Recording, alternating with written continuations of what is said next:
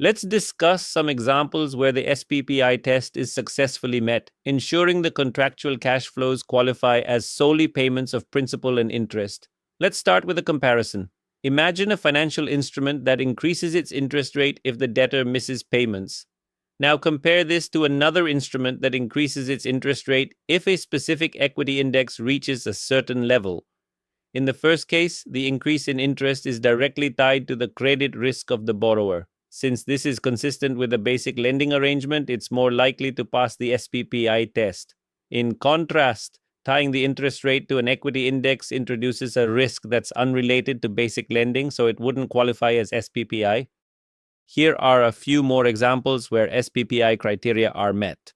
1. Variable interest rates. Think of an interest rate that varies over time. If it accounts for factors like the time value of money, credit risk, basic lending risks, and a profit margin, it aligns with the SPPI test.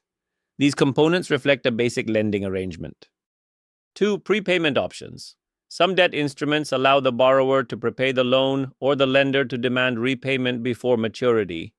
As long as the prepayment includes unpaid principal, interest, and perhaps reasonable compensation for early termination, it still meets SPPI criteria. 3. Extension options. Imagine a loan where the borrower or lender can extend its term. If the cash flows during the extension period remain consistent with principal and interest payments, including reasonable fees for extending the contract, it qualifies under SPPI. Thanks for tuning in. See you next time.